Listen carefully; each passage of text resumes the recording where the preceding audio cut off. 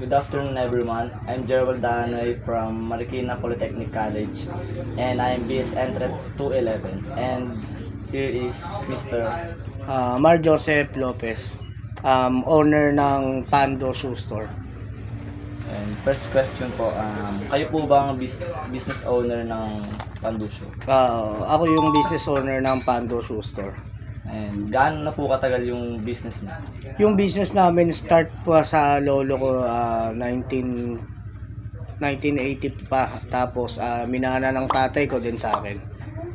Bali ako 7 years na ako nag-handle nitong business. Kung okay lang po ba sa inyo, pwede po bang malaman kung magkano ang kailangan na po para sa ganitong negosyo? Kung mag-start ka from scratch, kasama nga machine siguro mga 300, 200,000 gano'n. Kasi yung machines din kasi yung magpapamahal din, yung mga rents. Kung may pwesto ka naman, makakamura ka. Kung wala, overall total siguro 200, makakapag-start ka na ng business. And when it comes to employee po, ilan po ba yung mga total na empleyado niyo? Sa ngayon, 20 plus yung employee ko. Total na po yun from Oo. selling po. Oo. And ano po, may possible po ba na madagdag kayo or mag-explore? Kumbaga magre-research kayo in different countries? Actually, hindi naman talaga nakakagawa ng own design yung Pilipinas. I mean, sa atin, dito sa Pilipinas. Meron mga konti, merong pero mostly kasi, ang ginagamit ko kasi para kumita is yung mga marketable designs na. So, hindi na ako gumagawa ng own design ko na ako mismo nag-invento. Actually, sa sapatos, nalabas na halos lahat eh. Magkakaroon ng siguro designer brands ganun, pero yung ganung klaseng sapatos lumabas na rin talaga nung araw pa. So umiikot lang talaga yung design sa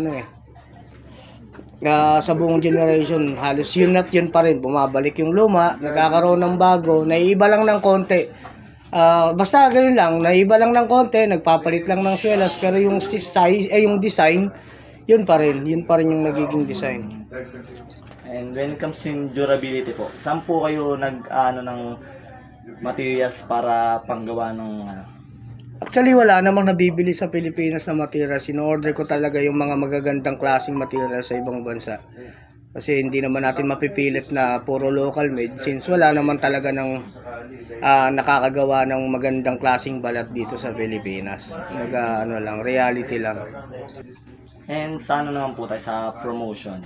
Maaari nyo po bang sabihin or kung paano nyo po hinahandle yung strategies para po makabenta, kasi po mostly po yung nasa Marikina po puro shoe store rin po Actually, yung nasa Marikina shoe store, pag hindi school shoes, hindi yun sa akin ang gagaling.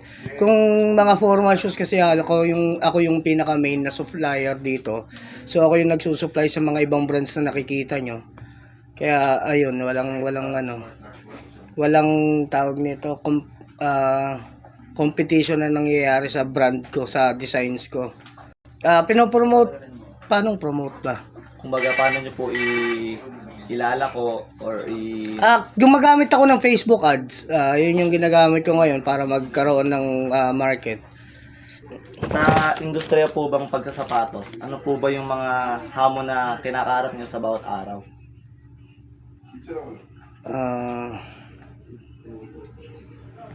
Sa ngayon wala naman, okay naman, all good naman, maganda yung sales.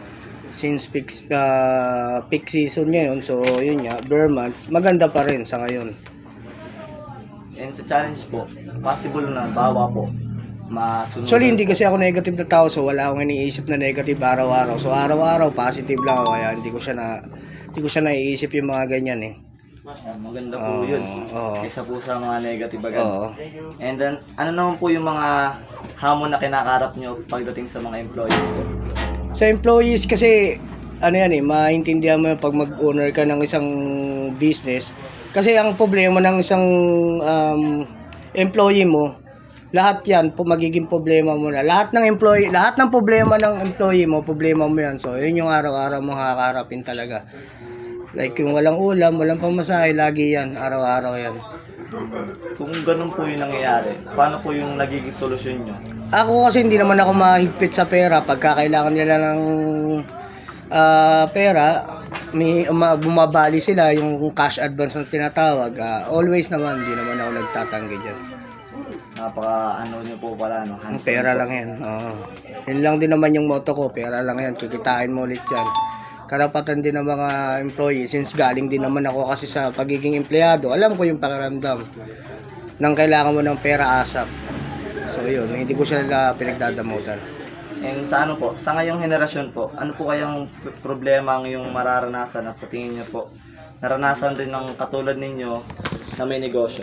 Actually, ang pinakamahirap sa henerasyon kasi, yun nga, wala nang gustong gumawa ng sapatos. Lahat kasi gusto mag-social media influencer, vlogger, mga ganyan. Yan ang nagiging pangarap ng mga bata ngayon. So, ang nagkakaroon ng problema, lahat ng handcraft, lalo na dito sa Marikina, yung pag sa sapatos, yan, 10 years from now siguro, wala na talagang makukuha ng sapatero. Since wala nang sumunod sa era namin na marunong gumawa ng sapatos. Actually, yung pinakabata akong sapatero is 60. So, pinakamatanda ko is 72. Pero kaya pa naman niyang magtrabaho. Pero pinagre-resign ko na, pinagre-retire ko na pala. Ayaw pa niya, sinsin nga lang. Ito lang alam niyang hanap buhay.